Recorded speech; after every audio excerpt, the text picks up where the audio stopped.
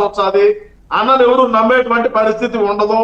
ఎందుకు ఎట్ట నమ్ముతారు మన పార్టీను?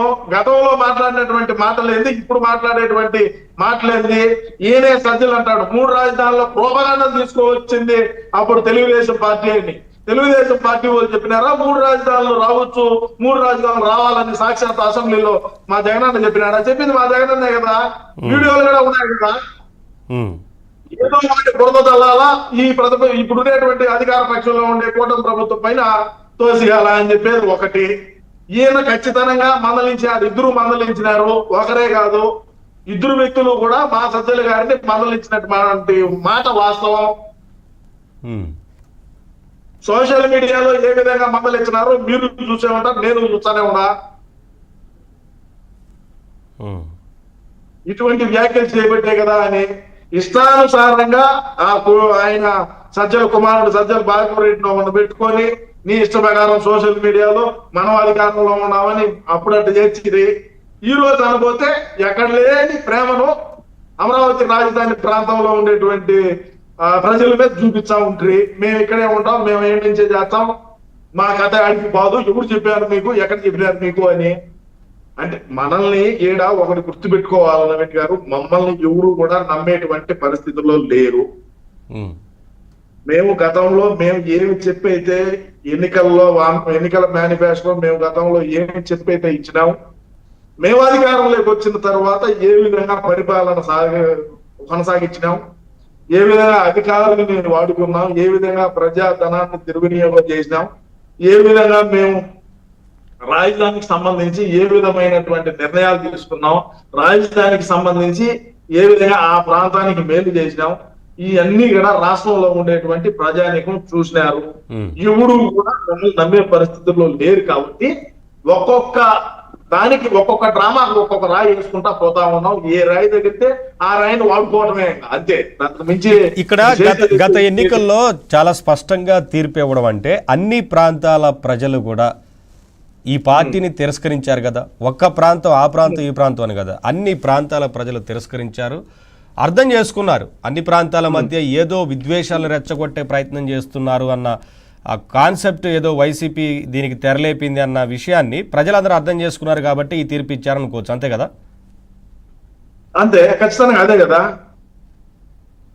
ఇప్పుడు రాష్ట్రంలో ఉండే ప్రజానీకం అందరూ కూడా జ్ఞానోదయం చేసుకొని మనం చెప్పిన మాటలు గతంలో విని మనం చేసినటువంటి పనులు చూసి వాళ్ళు వద్దురా స్వామి మనకు ఒక అవకాశమే, ఇది రాజారెడ్డి రాజ్యాంగం అని మనకు అవసరం లేదని చెప్పి 11 స్థానాలు, లేకంటే 151 స్థానాల నుంచి కేవలం 5 సంవత్సరాల్లోనే 11కు పడిపోవడం ఏందయ్యా? మనం శుద్ధంగా చేసి ఉంటే, మనం కరెక్ట్ గా ఉండుంటే, మనం చెప్పినటువంటి హామీలు, మనం ఇచ్చినటువంటి మనం ఎక్కడైతే ఏమేమి హామీలు ఇచ్చినామో ఆ హామీలన్నీ నువ్వు అన్ని నెరవేర్చకపోయినా ఏదో కొన్నన్నా నెరవేర్చుంటే ఈగ ఎందుకు పడతారు మనకు? మనం బానే ఉన్నాం, ఆ ప్రతిపక్ష హోదాలో కూర్చున్నాం. ఈ రోజు మాకు ప్రతిపక్ష హోదా అయ్యిందయ్యా అని ఇట్లా 2 చేతులు చేపెట్టుకొని ఇట్లా అడుక్కోవాల్సిన కరం ఎందుకు వచ్చింది? ప్రతిపక్ష హోదా ఎవరు ఇవ్వాలి? రాష్ట్రంలో ఉండే ప్రజానీకం ఇవ్వాలి. స్పీకర్ ఇచ్చేది ప్రతిపక్ష హోదా చంద్రబాబు నాయుడు గారు ఇచ్చేది. మాకు ఉండేటువంటి 11 మంది ధీటుగా నిలబడుకుంటారంటాడు ఈ సజ్జల. అసలు ఈయన ఏ రోజైనా వార్డు మెంబర్ గా గెలిచినాడా అని రాష్ట్రంలో ఉండేటువంటి ప్రజానీకం అడిగేటువంటి పరిస్థితి ఈ రోజు. దీనికి ఎందుకు? మీకు గతంలో అధికారంలో ఉన్నప్పుడేమో ఏ ఒక్క కంపెనీ కూడా తీసుకురాపోగా ఉన్న కంపెనీలు తరిమేసే పరిస్థితి తీసుకొచ్చి పారిశ్రామికంగా అభివృద్ధి జరగకుండా చేశారు. ఇవాళ కంపెనీలు వస్తుంటే కావాలనే ఫేక్ ప్రచారానికి వైసీపీ మొత్తం సోషల్ మీడియాలో తెరదీసింది కదా. మీరు నవీన్ గారు ఫేక్ ప్రచారం అంటున్నారు. ఫేక్ ప్రచారం కాదు, డైరెక్ట్ గా ఏ కంపెనీ అయితే మన ఆంధ్ర రాష్ట్రానికి పెట్టుబడులు పెట్టేదానికి వచ్చాందో ఆ కంపెనీలకే మీరు పంపించిన మా రాష్ట్రానికి తయారైన కంపెనీలు మాకు వద్దు, మీరు పెట్టుబడులు పెట్టొద్దని. అయినా కూడా ఈ కూటమి ప్రభుత్వంలో ఉండేటువంటి పెద్దలు బ్రహ్మాండంగా వాళ్ళకి ఏదో చెప్పుకొని మా రాష్ట్రంలో ఈ విధంగా ఉన్నది, ఇది పరిస్థితి, పెట్టుబడులు పెట్టండి అని చెప్పి వాళ్ళు తీసుకువస్తున్నారు. మేము ఏ కంపెనీని తీసుకువచ్చినామో అంటే మీరు అనుకోవచ్చు మీరు ఏ కంపెనీలు తేకూడదు, మీరు ఏ కంపెనీలు తేలేదని. బ్రహ్మాండంగా తెచ్చిన కంపెనీలు ఏం చేపల mart, fish mart, mutton mart తేలా, ఏం సచివాలయాల్లో 2,50,000 మందికి ఉద్యోగాలు ఇలా, 8,000 జీతం ఇలా చాలా ఇంకేం కావాలని మా వాళ్ళు అంటారు. ఏది పులివెందులకు ఎక్కడ ఆలోచించండి. మేము అధికారంలో ఉన్నప్పుడు, అప్పుడు చంద్రబాబు నాయుడు గారు ముఖ్యమంత్రిగా ఉన్నప్పుడు తెచ్చిన కంపెనీలను కూడా తరివేసినటువంటి పరిస్థితి, జే ట్యాక్స్ కట్టలేదని. మళ్ళీ ఇప్పుడు చంద్రబాబు నాయుడు గారు ముఖ్యమంత్రి అయిన తర్వాత మళ్ళా కంపెనీలన్నీ కూడా మళ్ళా వెనక్కి తిరిగి వచ్చేటువంటి పరిస్థితి. అసలు మీ పార్టీ అధినేత సొంత నియోజకవర్గాన్ని అభివృద్ధి చేశారా? పులివెందులు ఎందుకు ఓడిపోయారు మొన్న? ఇప్పుడు పులివెందులలో అభివృద్ధి జరుగుంటే అసలు సొంత నియోజకవర్గంలో అక్కడ జెడ్పీటీసీ ఎందుకు ఓటమి పాలయ్యారు?